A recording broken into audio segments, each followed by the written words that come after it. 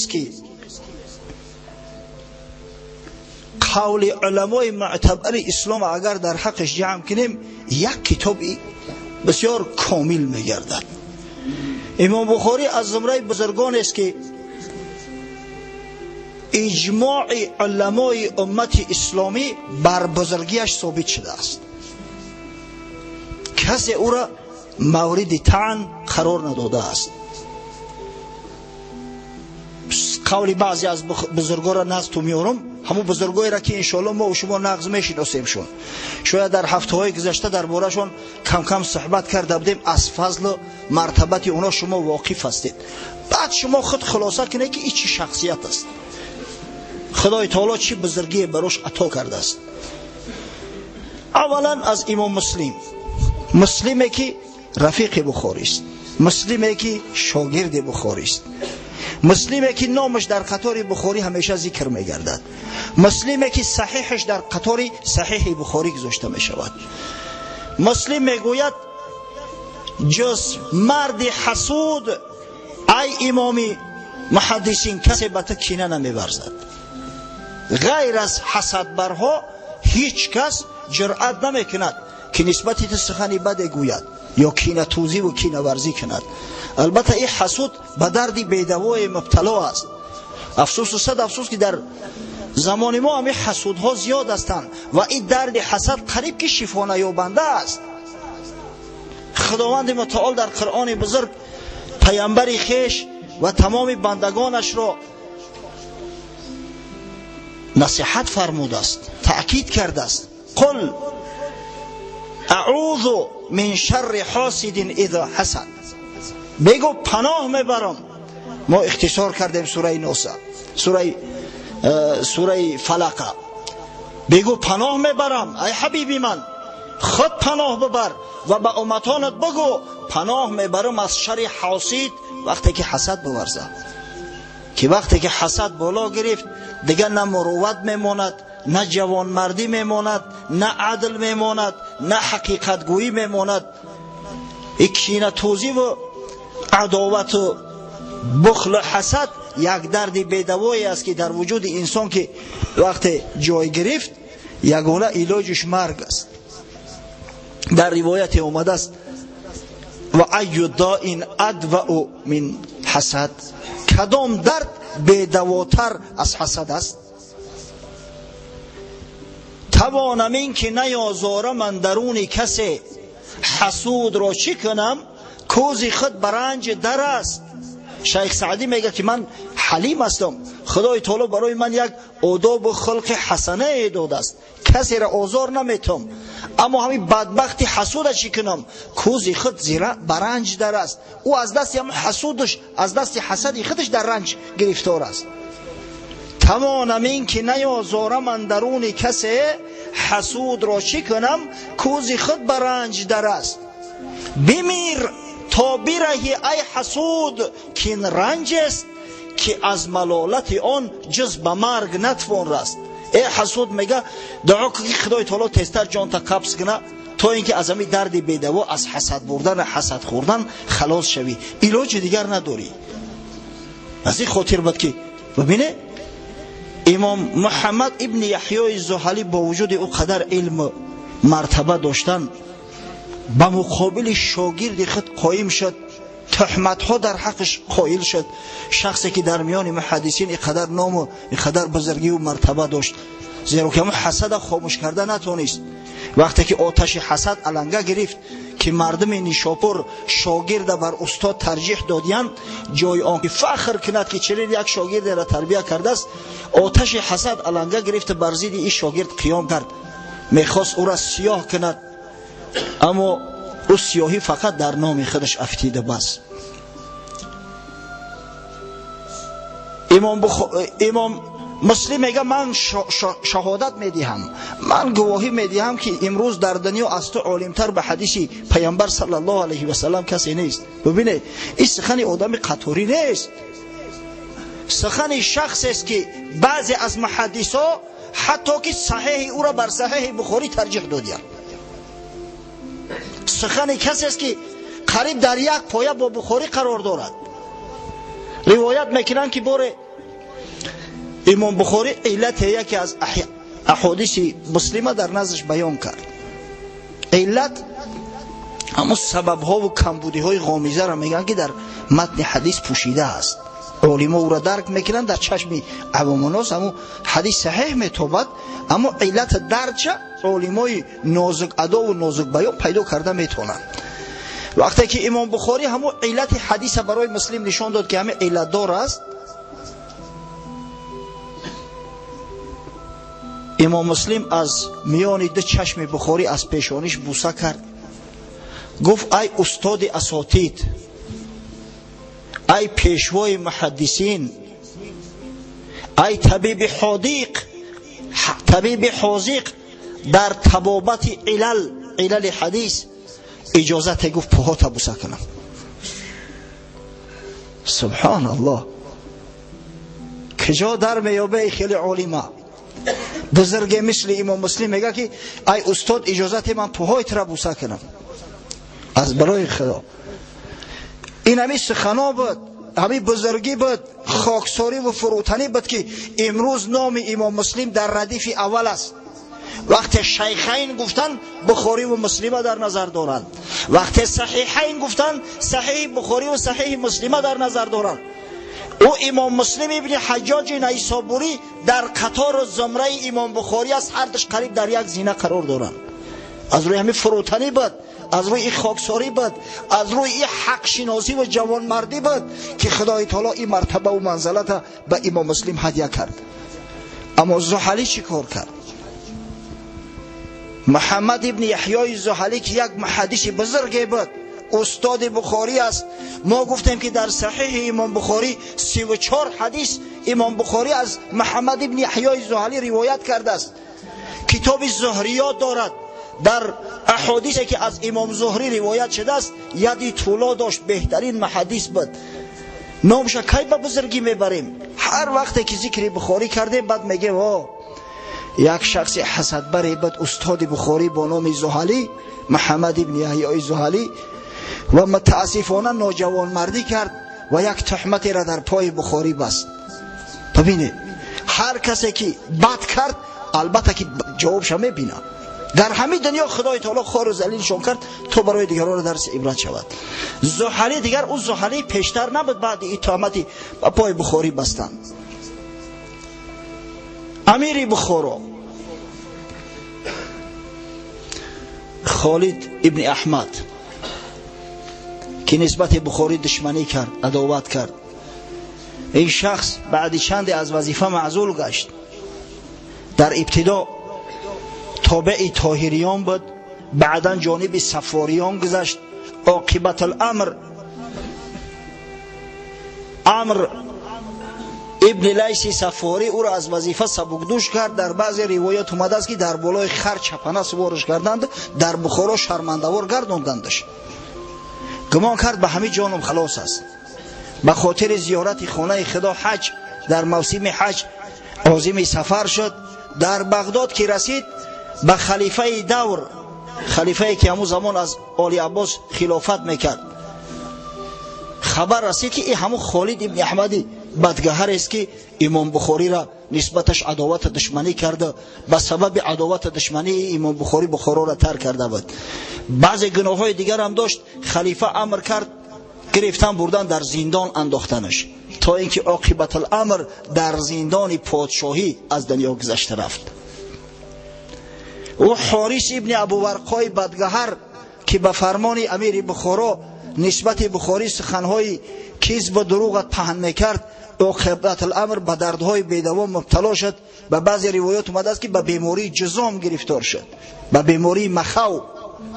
خدای تعالی او کسایی را که دوستای خدا را در دنیا آزار میدهند، نسبتشو قیان میکنند، در همین دنیا خار و ذلیلشو میکنند.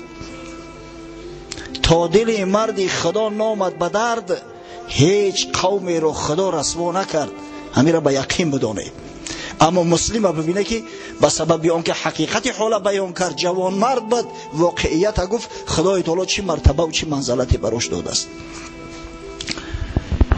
یکی از بزرگان دیگر محمد ابن اسحاق خزیمه که با لقب ابن خزیمه در علم حدیث بسیار معروف و مشهور است. یک کتاب دارد با نام صحیح ابن خزیمه گفته می شود. ایرا امام محدثان می گفتند ابن خزیمه را. می گوید در زیر سقف آسمان عالمتر و حافظتر از امام بخاری به حدیث رسول الله صلی الله علیه و سلم کسی را ندیدم. در زیر سقف آسمان از امام بخاری حافظتر کسی نیست به احادیث رسول الله صلی الله علیه و سلم. حضرت امام احمد حنبل صحبت هفته گذشته کرده بودیم و شما بیان کردیم که با همو بزرگی و مرتبت میگوید خراسان بزرگ همانند بخاری را از خود خارج نکرده است. خراسانی که وطن اینقدر بزرگا است، خراسانی که اکثر کل محدثا از همونجا خارج شدیان، میگوید به مثل امام بخاری تا هنوز از خود خارج نکرده است. ابو حاتم رازی یک محدث به نهایت بزرگ است. در حق ابو حاتم رازی احمد ابن سلمه نیسابوری، همون شخصی که بخاری را هنگامی از نیشاپور خارج شدن به تنهایی اومد و غسل کرد، محدث روایت میکند که بعد وفات اسحاق ابن راهویه و بعد یحیی ابن معین که آفتاب تابان و درخشان در علم جرح و تعدیل بدند، بزرگترین عالم جرح و تعدیل ابو حاتم رازی است. ابو حاتم رازی میگوید نه خراسان مانند امام بخاری را از خود خارج کرده است و نه در بغداد به بزرگی امام بخاری کسی داخل شده است. خارج کردن خراسان ایست بسته از زمانی که شهر بغداد ساخته شد، پایتخت اعلان شد، به بزرگی امام بخاری کسی داخل بغداد نشده است. این قول بزرگا در حق امام بخاری است. سبحان الله. امام ترمذی صاحب جامع السنن که ما و شما خوب میدونیمش، جامع السنن امام ترمذی در صحاح سیته داخل است، بسیار معروف و مشهور است. میگوید در عراق و خراسان و حجاز در علت حدیث، یعنی کمبود حدیث یافتن، در تاریخ، در شناختن سند حدیث عالمتر از بخاری کسی روا نخوردم. و قصه میکند که باره امام بخاری میگوید در نزد عبدالله ابن منیر محدثی بزرگ بود. عبدالله ابن منیر یک دو سوالش کرد، بعد از جاش قایم شد، گفت ای ابو عبدالله، خداوند تر زینت امت اسلامی گرداند. استاد در حق شاگرد دعا کرد که یا ابو عبدالله، خداوند تر زینت امت اسلام گرداند. و بین دعاش مستجاب شد. امروز ما فخر میکنیم که الحمدلله در عالم اسلام بزرگ مثل امام بخاری پای به عرصه هستی گذاشته است و کتابی را به این بزرگی نوشته است. یک محدث بسیار بزرگ است، استادی اگر تمام محدثان گویم غلط نمیکنیم. ابو رجا قتیبه ابن سعید بغلانی، این شخص در عنفوان جوانی از امام مالک و از سعد ابن لیث ابن سعد بخش مصری احادیث برداشته بود. بعدا تمام محدثایی که امروز نامشون میدونیم از اونا آثار باقی گذاشتن، قریب به همگی اومده در نزدش تعلیم حدیث گرفتن. احمد ابن حنبل شاگردش است، یحیی ابن معین شاگردش است، ابو حاتم رازی، ابو زرعه رازی، علی ابن مدینی، بزرگایی که نامشون در طول 2-3 درس اخی با شما بیان میکردم. اصحاب صحاح سیته غیر ابن ماجه 5 نفر دیگرش همه شاگردای همین شخصی بزرگ هستند، همه در نزدش درس خوندند. باره گفت از شرق غرب، یعنی از عالم اسلام، مردم به خاطر شنیدن حدیث از من علم حدیث گرفتن کوچ کرده می اومدند. در میان همه این طایفه از ابو عبدالله محمد بخاری عالمتر کسی نزد من نآمده است.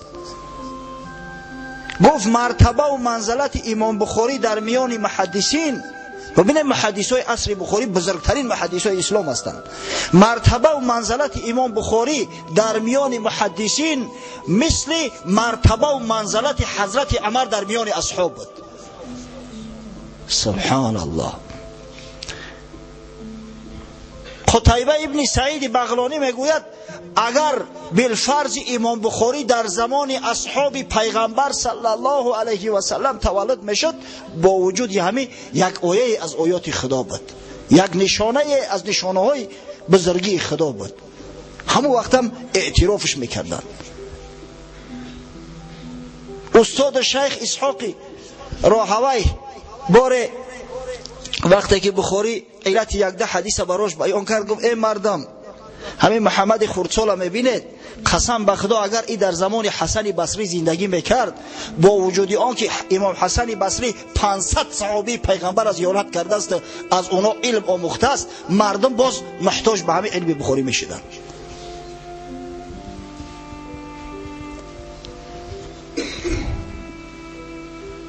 یک شاگرد دارد امام بخاری با نام ابو عمرو خفاف، وقتی که از بخاری حدیث روایت میکند میگوید حدیث کرد به من مردی پاکیزه روزگاره که آفتاب به بزرگتر از آن هرگز نتابیده است، به بزرگی او شخصی را نه در غرب نه در شرق من ندیدم. بعدا میگوید در دوامی سخنش که هر کسی که نسبت امام بخاری دشمنی میکند او از راه و جاده مسلمانان دور است. هر کسی که نسبت بخاری بهتان را روا می‌دارد یا قول بهتانگران را در حق او قبول میکند، لعنتی خدا بر او هزاران بار باد، زیرا مرتبه و منزلت امام بخاری در میان محدثان چون امام احمد حنبل و امثال او بزرگها 20 درجه بالاتر بود. از امام احمد حنبل و امام احمد ها در علم حدیث بخاری میگه 20 درجه بالاتر بود. پس هزاران لعنت بر کسی که بر این مرد بزرگ طعنه را روا می‌دارد. سبحان الله. این است بخاری. چنین یک جوانمردی بود، چنین یک شخصی صالحی بود. گفتیم که ابوبکر ابن ابی شیبه بازیلش میگفت در علم حدیث. ابن حجر عسقلانی شارح بخاری، شارح صحیح بخاری میگوید ابو عبدالله محمد ابن اسماعیل بخاری یک جبل حفظ و امام فقیهان و امام محدثان است، محدثان عالم، یک مذهب نه. اولش که یک جبل حفظ است، یک کوه حفظ است. با این قوه حافظه خدای تعالی از مخلوقات کم آفریده است. ثانیاً امام فقیهان و محدثان عالم است. یک شمعی بود از گفتار بزرگا در حق بخاری تا اینکه شما بدونید که این چی شخصیت است، چی مرتبه و منزلت دارد. او کسایی که ما سخناشون براتون آوردیم بزرگترین علمای علم حدیث هستند، بزرگترین محدثین اسلام هستند برادران. هزارها هزار سخن است، من از میانشو گلچین کردم یک دسته گل، همچی یک دسته گل تا اینکه به شما هدیه کنم، زیرا وقتی ما امکان آن ندارد که همه او سخنها را برای شما بیان سازیم و شما هم امام بخاری نیسته که همه سخنهای ما را به یک بار حفظ کنید. با وجود این قدر علم دانش، پرهیزگار، با ورع بود، بسیار خدمتگار بود. خدای تعالی همین خیلی حافظه قویش داده است، با شبانه روز کار میکرد، در پی علم بود، علم آموخت، میجست. هر وقت مانده میشد است، مانده میشوه انسان وقتی که تن جانش راحت طلب میکردن، خود را مذمت میکرد است که یا ابو عبدالله تو شرم نمیداری؟ دهقانا در زمین کار میکنن مانده میشوند، هنرمندا به هنر مشغول هستند، آهنگرا آهنگری میکنن، زرگرا زرگری میکنن، مانده میشوند. او تو همراهی رسول الله صلی الله علیه و سلم و اصحاب بزرگوار شب و روز اقامت میورزی، دائم در صحبت پیغمبر هستی، دائم در حلقه پیغمبر هستی، تو نخواه مانده شوی؟ با همین خیچه تسکین میبخشید است و با کار دوام میداد. یا الله، اگر یک نفری ما ای هزار یک حصه کاری او را کرده باشه میگیم به همین تمام کاری ما در دنیا خلاص شد که وقتی استراحت سر زد. اما بخاری تا آخر حیات محنت میکرد، مشقت میکشید، می نوشت، می آموخت، در طلب علم بود. از همین خاطر بود که مستجاب دعوه بود، دعاش اجابت میشد. بخاری خود میگوید در حیات 2 بار از برای کار دنیا دعا کردم، از خدا طلب کردم، هر 2 بارم خداوند اجابتش کرد. بعد دیگه میگه برای دنیا هیچ طلب نکردم، ترسیدم که مبادا ای ثواب آخرتم کاسته شود. یعنی در این دنیا خدا تمام با ثواب آخرتم کاسته شود. برای همین تمام مشقت تحمل میکرد، پیش خدا دعا نمیکرد. و اینو خدای تعالی اگر دعا میکرد که خداوند همین دشمنام در پیش چشمم خور کنه، همونجا خور و ذلیل میشدن، اما این کارو نمیکرد. همون محنت و مشقت امتحان تحمل میکرد. واقعا مستجاب الدعوه است امام بخاری. وقتی که از بخارا هم رانده شد، اومد به دهه خیرتنگ، دهه پایروق امروزه که گفتیم در نزدیکی سمرقند قرار دارد، در خانه یک خیشش با نام جبرئیل ابن غالب همونجا دعا کرد. گفت اللهم انه قد ضاقت علی الارض بما رحبت فاقبضنی الیک. پروردگارا گفت زمین به همین وسعت و بزرگیش امروز برای من تنگ شد، دیگه در هیچ جا چشمی دیدنم ندارم. از نیشاپور بیچاره خارج شبانه برآمد، از بخارا خارج شد، زمین به همین وسعتیش برا نمیخنجاله. خدایا گفت روح قبض کن.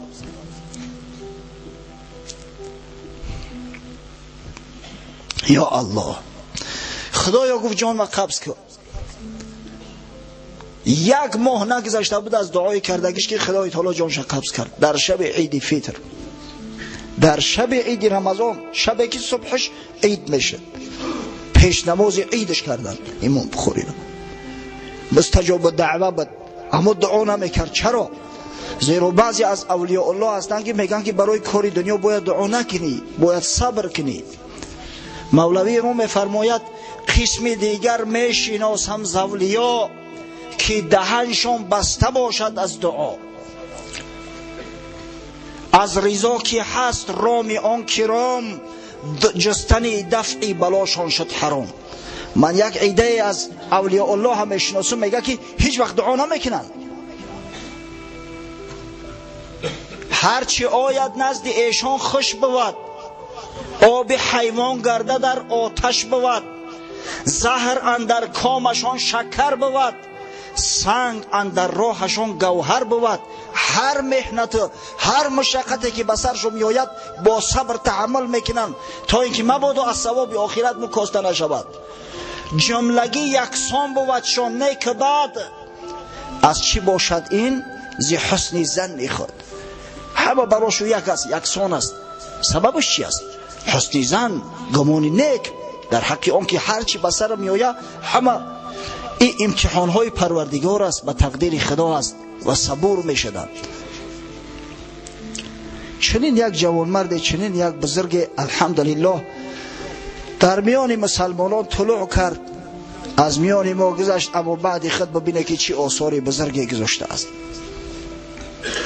انشاءالله درباره آثارش مختصرا صحبت کنیم.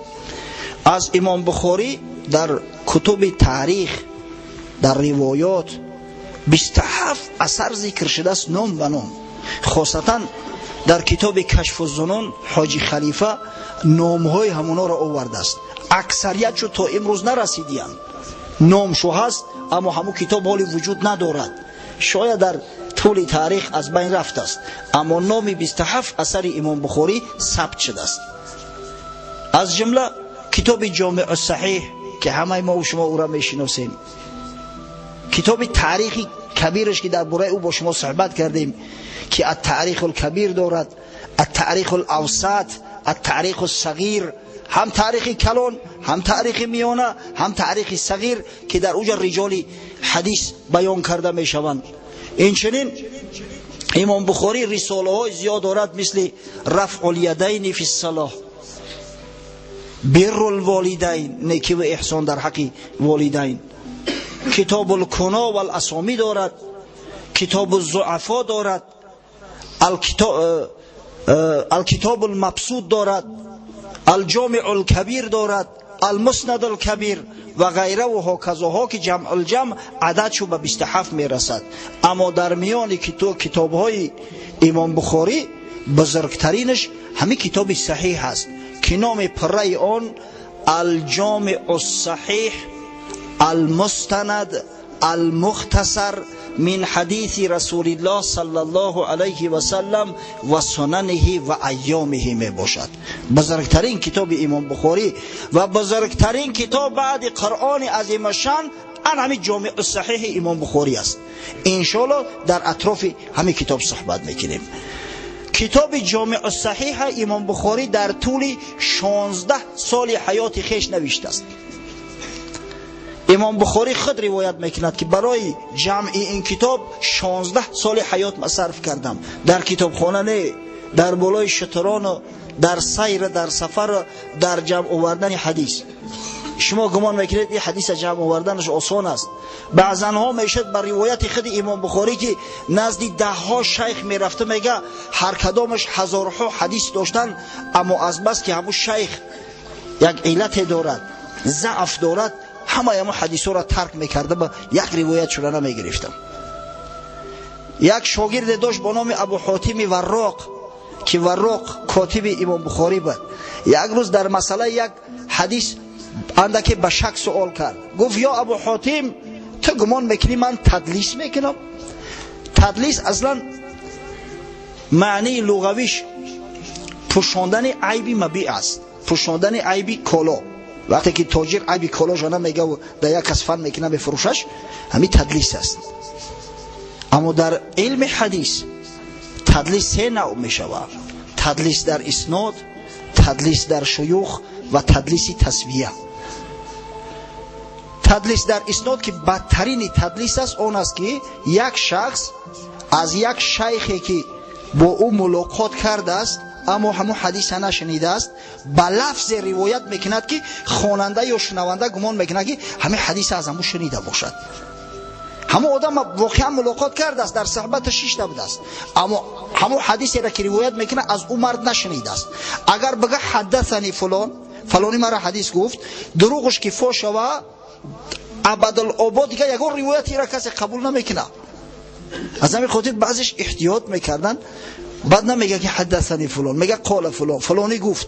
اگر سختش بگیرن که تو اخی خونه در بلنده که تو فلانی را همین حدیث ایو نشنیدی، ای که جا میگوی، میگه اخی ایدهانی مردم شنیدم که فلانی گفت، یا عن فلان میگه از فلانی، میگه ای فلانی روایت شده است اخی، من ایدهانی خچم نشنیدم باش، من دیگر رو شنیدم. ایره تدلیس میگن در اسناد.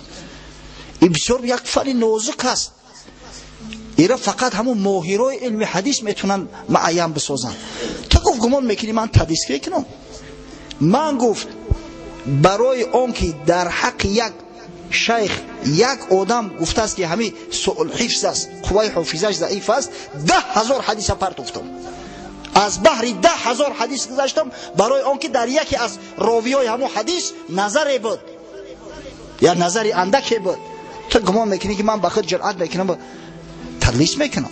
خود میگه که از میان 600,000 حدیث ارامی 7,563 حدیثی صحیح خود من نوشتم. جامع صحیح از میان 600,000 حدیث انتخاب کردم. سبحان الله. هر باره که حدیثی را میگم میخواستم در کتابم ثبت کنم، در ابتدا غسل میکردم، بعدا 2 رکعت نماز میخواندم و بعد از آن در کتاب ثبتش میساختم. انا این مرتبه و منزلت میگن. از این خاطر است این کتاب به این بزرگی امروز در عالم نامآور گشته است. کتاب جامع الصحیح 97 کتاب 3450 باب رو در بر میگیرد. در مسئله عدد احادیثش قولهای مختلفه زیاد است، اما تحقیقهای اخیری که علمای علم حدیث کردن در اکثریتش من نظر کردم همه 7563 تا میارن، البته به حساب معلقات بخاری. و این کتاب جامع الصحیح کتاب است که هیچ یک مخلوق چنین کتابی در تاریخ ننوشته است و در آینده هم نوشته نمیتونه. صحیح در این کتاب بعد قرآن عظیم شان باشد دیگه در این موضوع چی گفته می شود؟ شیخ شمس الدین ذهبی بزرگترین رجال شناس اسلام میگوید صحیح امام بخاری بزرگترین کتاب در اسلام بعد قرآن عظیم الشان محسوب می شود. ببینید شیخ ابو نصر عبیدالله سجزی در کتاب ابانة الکبری فی القرآن روایت کرده است، میگوید با اجماع علمای اسلامی از فقها و غیر فقها اگر شخص بالفرض قسم به طلاق زنش خورد که در جامع صحیح بخاری یگان حدیث ضعیف نیست، همش صحیح هستند، اجماع علمای اسلامی ثابت است که زنش طلاق نمی شود، یعنی حانیس نمی شود. شما میفهمید چی گپ است؟ قسم به خدا من حاضر نیستم که برای یک صحیفه گینم رونویس شده است که قسم به طلاق زن بخورم، زیرا شاید اونجا تصحیف شود. خاصتا امروز که جوانای ما دیگه علم نخونن، از مکتب بگریزن، در یک دیکتانت می نوشتگیشو 100 خطا میکنن. شما ببینید بزرگی کتاب تا کدام درجه است که علمای اسلام اتفاق دارند که اگر شخص قسم به طلاق زنش بخورد که در صحیح امام بخاری یگان حدیث ضعیف نیست، زنش طلاق نمی شود. یا الله، از این بزرگتر دیگه مرتبه و منزلت از کجا می جویید؟ امام نووی شارح مسلم، یک عالم بسیار بزرگ، محدثی بزرگ، مفسری بزرگ، میگوید در صحت صحیحین، یعنی در صحت صحیح بخاری و صحیح مسلم، اجماع علمای اسلامی و وجوب عمل به این احادیث ثابت است. وجوب عمل به صحیحین. شیخ بدرالدین عینی یکی از بزرگترین محدثای حنفی مذهب که کتاب صحیح بخاری را طبق مذهب امام اعظم ابو حنیفه در نظر دارم، همه حدیثای احکام شرح توضیح میدهد، کتاب دارد با نام عمدة القاری فی شرح صحیح بخاری که از بزرگترین کتب شرح بخاری محسوب می شود.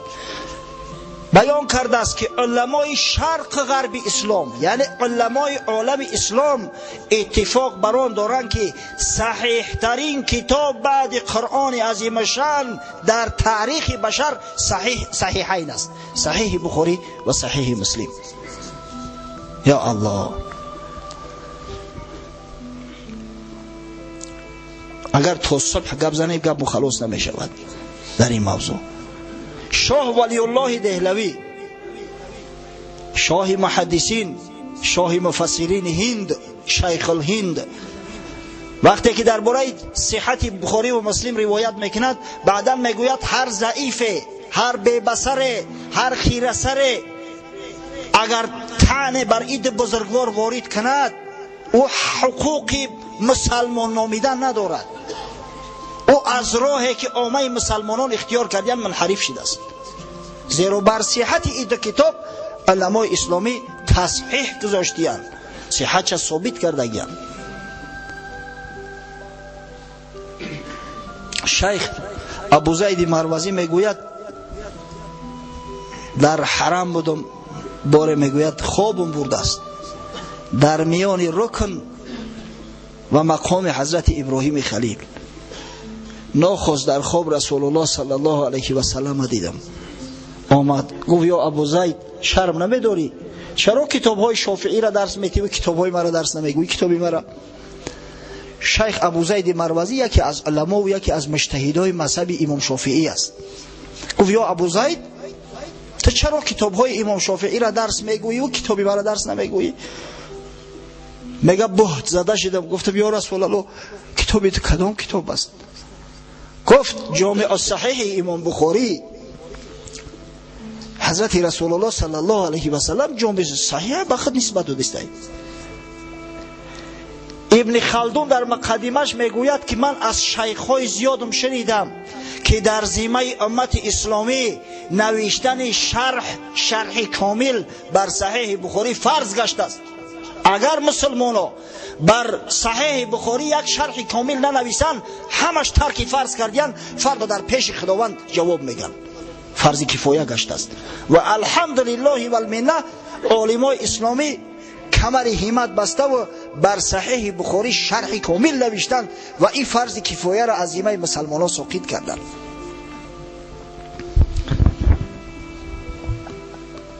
چند از شروح امام بخاری را با نامهاشو بیان میکنم انشاءالله، وقت هم کم مانده است.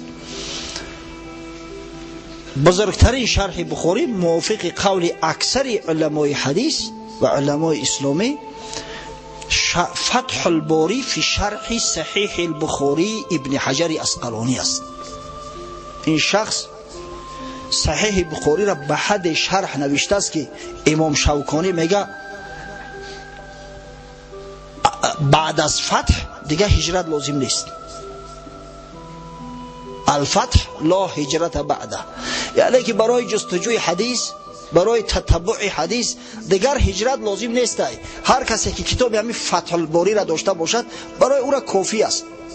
هر حدیثی را بخاری روایت میگیره باور کنه حرف به حرف، کلمه به کلمه، احکام جدا، تاریخ جدا، رجال را که بخاری روایت میکند جدا جدا بیان ساخته است. این مرد واقعا بسیار شخصیت بزرگ است ابن حجر اسقلانی. در میان محدثای ما یکی از محدثای بزرگ در نظر دارم، شخصی بود با نام دارقطنی. اکبر طالب علم و علما الحمدلله میشناسند که اکثر مردم نمیدونن. سنن الکبرا دارد، کتاب‌های زیاد دارد، بسیار محدثی بزرگ است، اما متاسفانه در مسئله صحیحین اندکی به خطا راه داد. موافق همو تعلیقات خود، موافق اصولی که پیش گرفته است، از میان صحیحین به زعم خود گویا که 210 حدیث ضعیف یافته است که از همین 210 حدیث 32 حدیثش متفق علیه است که هم بخاری و هم مسلم روایت کرده اند. 78 حدیث بخاری از بخاری است، 100 حدیث از صحیح مسلم. ابن حجر اسقلانی در هدی الساری، یعنی در مقدمه همین فتح الباری، تمام همین 210 حدیث هم میارد با دلیل حجت نادرست بدن قول دارقطنی را اثبات کرده است جوان مرد. البته او فرضی را که در ذمه امت اسلامی گذاشته شده بود که باید البته صحیح بخاری را شرحتاً ابن حجر اسقلانی ادا کرد، الحمدلله و المنه. دوم شرح بزرگترینش نزد ما احناف ما یکمش حساب میکنیم، عمدة القاری فی شرح صحیح بخاری علامه بدرالدین عینی. بعضی از محققان واقعا عمدة القاری را از فتح الباری بالا گذاشتند به سبب بعضی عملهای بیشتر و زاییتر که هم از نظر نحوی و از دیگر نظرها هم شرح توضیحات بیشتر داده است علامه بدرالدین عینی. دیگر از کتب بزرگ معتبر ارشاد الساری فی شرح صحیح بخاری می باشد علامه شهاب الدین قسطلانی مصری و غیره و هکذاها کتاب ها هستند. علما میگویند از 59 تا 82 شرح کامل و شرح مختصر بر صحیح امام بخاری نوشته شده است. تصور میکنه کدام کتاب اینقدر تحقیق کردیان؟ ای بود شاید که این حجتی که من براتون میگم، این سند من برای شما بیان کرده استم کهنه شده باشد، زیرا عالما امروز هم قرار نیستند، امروز هم شرح توضیحات زیاد می نویسند. یک دو سه کتاب خواندم، مثلا در اونجا سخن درباره فیض الباری نمی رود، شرح صحیح بخاری. فیض الباری انور شاه کشمیری عالم بزرگ هندوستان ایرا بیان نکردیان. پس از این معلوم میگرده که الحمدلله علمای عالم اسلام درباره صحیح بخاری تا حاضر کوشش غیرت و سعی تلاش به خرج داده ایستاده‌اند، شرح‌های خوب نوشته ایستاده‌اند و الحمدلله و المنه کسایی که میخواهند صحیح بخاری را کامل و مکمل درک کنند میتوانند که به همین شرح‌ها مراجعت کنند، زیرا تمامی چیزایی که میتونه در ذهن انسان شبهه بیارد، تمام کلمه های مجمل، کلمه هایی که مشکل فهم هستند، هم از لحاظ لغت هم از لحاظ مثلا معنا، همه یورا شرح توضیح دادند. این بود سخن چند درباره امام بخاری بزرگ و درباره صحیح امام بخاری و درباره شروح آن. من یک چند دقیقه را جدا کردم به خاطر چی؟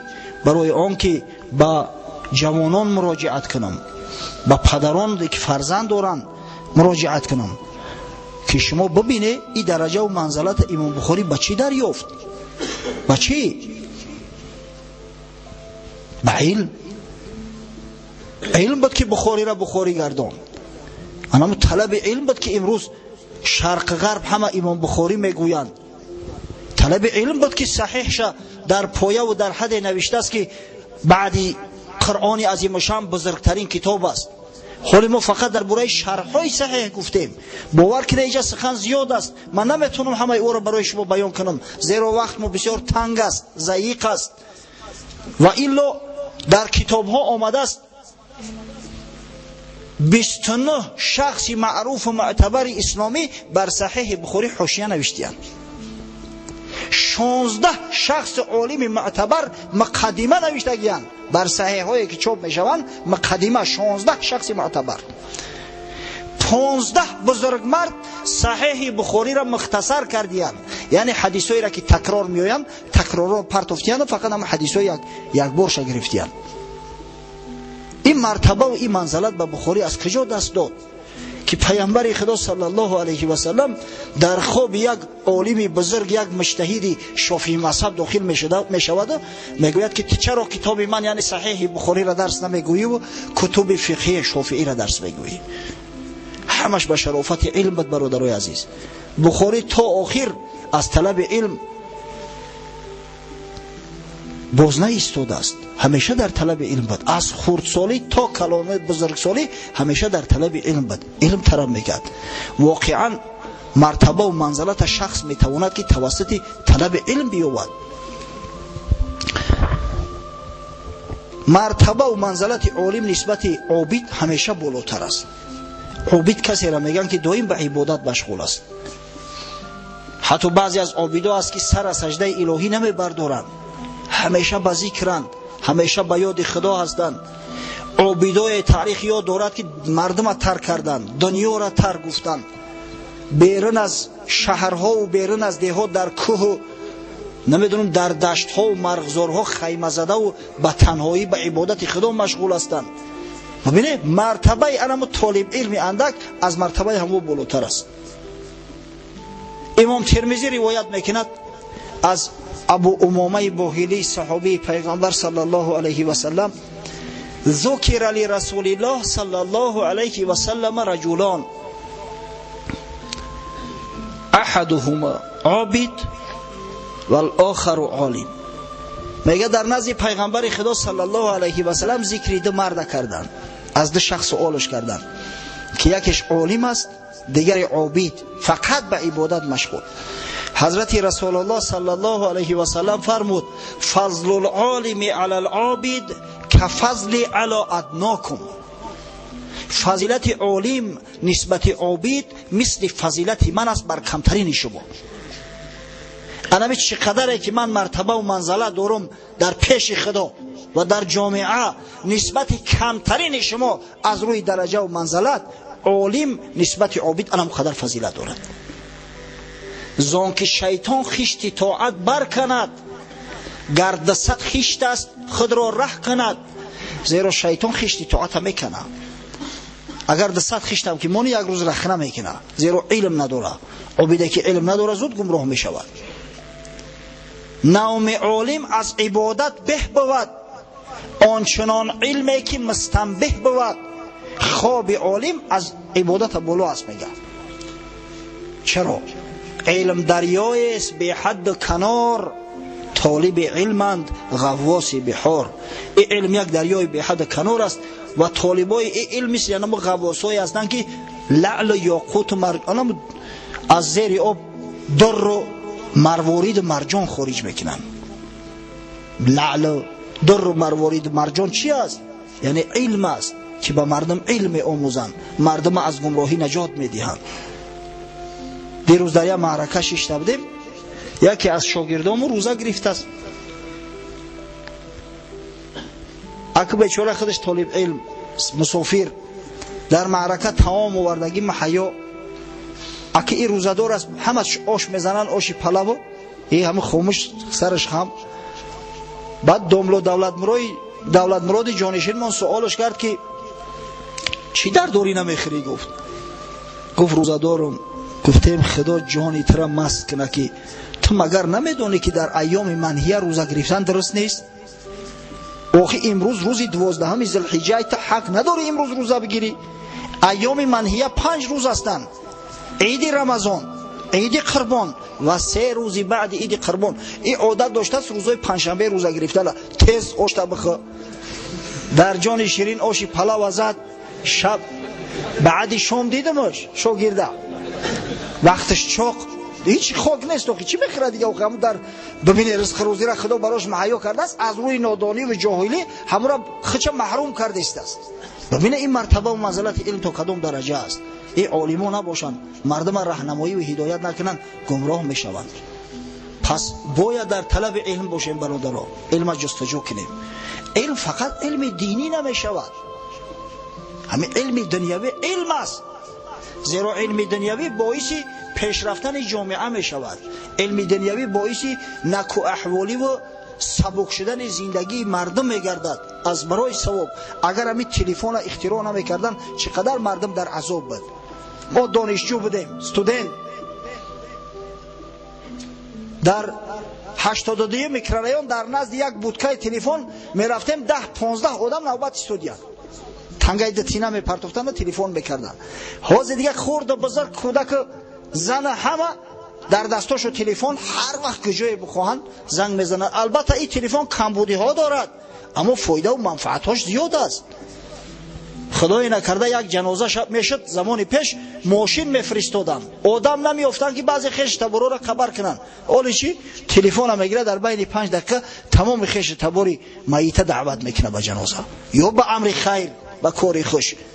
همین توسط علم است برادران. به علم به جای نمیرسیم. از همین خاطر باز یک بار دیگه تاکید میکنم به جوانامون، طلبه های مکتب خاصتا دانشجوها که در ساعت درسی بسیار خواهش میکنم درستونم قدم بدونه، درستونم قدم بدونه. فضل العلم خیر من فضل العباده، حدیث پیغمبر صلی الله علیه و سلم است. امام طبرانی در اوسط و امام بازار در کشف الاسرار به اسناد حسن آورده است که فضل علم از فضل عبادت بالاتر است در پیش پروردگار. بعضی کارهایی هست که اگر همون علمی همون را ندونه به جای نمیرسیم. بوینگ وقتی باری اول آوردن تاجیکستان یک پیلوت نمیآورن که بوینگ اداره کنه و پرونه. یک تاجیک مسلمان یافت نمیشه که همون بوینگ اداره کنه. با چندین هزار دلار شرطنامه بسته و یک پیلوت خارجی را سپارش کردن گرفتن آوردن. عیب شرمندگی نیست؟ مملکتی که دولتی که الحمدلله صاحب استقلال است 7 میلیون اهالی دارد پیلوت نداشته باشه که یک بوینگ اداره کند. ما باید پیلوتامون زیاد باشد، انژینیرامون زیاد باشد، عالمامون زیاد باشد. باور کنید تا زمانی که علم از خود نمیکنیم پا فراختر گذاشته نمیتونیم. یک عمر منت شنوی دولت‌های غرب میمونیم. هر علم در جای خودش زیبنده است. واقعا اگر یک اپندیسیت شوه او را به خوندن نشوه، اپندیسیت باید ببری بگیریش. او را با علم حدیث نشوه چیکار میکنی در این حالت؟ اگر یک البته که قرآن و البته هم حدیث رسول الله صلی الله علیه و سلم ما را به هم طلب علم دلالت کردیم که همون علم بخونه بآموزه. یک جراح لازم است که او را چاک نو خارجش بسازه همون جراحته. از همین خاطر باز یک بار دیگه تاکید میکنم برادرای عزیز، قسم به خدا من شما را دوست می‌دارم. قسم به خدا وقتی که من در مسجد جوانا را میبینم روحم بالیده میشود. از منبر پیغمبر گفتم. اما شما هم یک چیز بفهمید که مرتبه علم از مرتبه عبادت بالاتره. علم از خود کنید، برای عبادت علم ترک نکنید. همون نماز انشالله این نماز جمعه را دیرو نکردی، درس تا ترک نکن، نماز پیشین انشالله وقتی که اومدی میخونی این خدای بزرگ هم اجر ثوابی خوندن نماز برات عطا میکنه، هم اجر ثواب طلب علم. من سلک طریقا یلتمس فیه علما سهل الله له به طریقا الی الجنه، رواه مسلم. امام مسلم از پیغمبر صلی الله علیه و سلم روایت کرده است هر کسی راهی را اختیار میکند برای طلب علم خداوند راه جنت برای آسان میگرداند. از همین خاطر علم با آموزه، صاحب علم شه، صاحب معلومات شوید، دانشمند شوید. از شما عالمای بزرگ پا به عرصه هستی بگذارند تا ما افتخار کنیم که الحمدلله او پروفسور او شخص قوم مسجد ما است. اینایش عالم بزرگی که صدها کتاب دارد، این قوم مسجد ما است. ما به شما افتخار میکنیم، شما افتخار مسجد میشوید، افتخار جامعه میگردید. اما اگر نکردیم، همه از درس دور گرفتیم. پدرها گفتن که خیلی فرزندم کلاشید روسیه میره و کار میکنه، در سعی تلاش نافتیدن که همون فرزند تعلیمی باب تعلیمی کامل دهن. در اون صورت وای به حال ما که همه خیلی مستر بیچاره و درمانده باقی میمونیم. در آخر یک نظمی را انشاءالله از مولوی روم براتون میخونم و بعد نماز جمعه را شروع میکنیم. مولوی میفرماید آن یک نحوی به کشتی در نشست، رو به کشتی با نمود آن حق پرست. گفت هیچ از نحو دانی؟ گفت لا.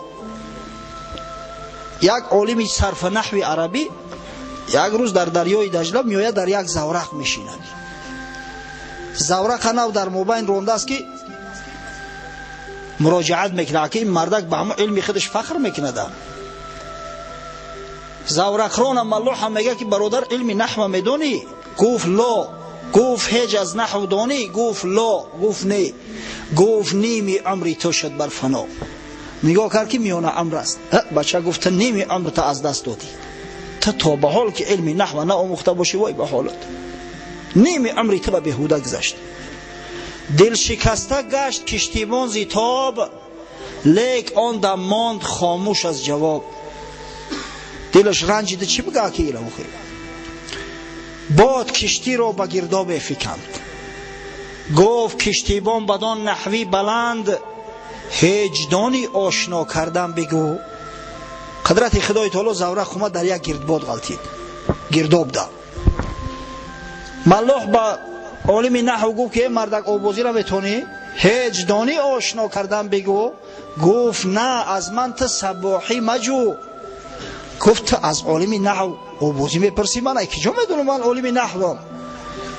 گفت نیمی عمر، گفت کل عمرت نحوی فناست، زان که کشتی غرق در گرداب هاست. نباشه گفت ما را نصف عمرمو برباد شده باشه، ترا کل عمرت فنا شد. کشتی در گرداب غلطید، آبازی را که رتونید دیگه هیچ علاج دیگه نداری. بعد حضرت نصیحت میکنند فقه نحو صرف در کمامت آمده یاری شگرف. هر یک علم به جای خودش زیبنده، هر یک علم در موضع خودش زیبنده. عالم باشه که علم تفتازانی را داشته باشه، سعدالدین تفتازانی را، نه که وقتی که زنش فرزند کرد به هم یک گهواره اساس کن محتاج می شود. تا زمان هم گهواره را راست نکنن، نه تنش از کجا پیداش بکنن. از همین خاطر طلب کردن علم، هم علم دینی هم علم دنیوی، به نهایت برای ما مهم است. جوانای عزیز بسیار التماس میکنم بخوانید درساتون، درس از خود کنه با افتخار، با سری بلند، با آبرو و عزت. من میخوام که تمام عالمان، تمام دانشمندا، تمام طلبه های فعال مکتب همون نمازخانه باشن. انشالله این نمازخانه ما همه امکان دارن. بعد با افتخار وقتی سوالش میگیرن که برادر این مرتبه و منزلت از کجا یافتی که تو پروفسور علمی تیپ شدی؟ بگه که از مسجد، از نماز یافتم. نمازم میخوندم، از خدای تعالی طلب میکردم، خداوند دادم. ببینید ایش یک تبلیغ میشود برای نماز، یک تقلیق میشود برای اسلام. پروردگار را صحبت مون صحبتی معاصر گردان. خداوند روح امام بخاری و روح علمای علم حدیث و علمای علم فقه و دیگر علمای بزرگ اسلامی را شاد و مسرور و خوشنود و راضی گردان از صحبت امروزه.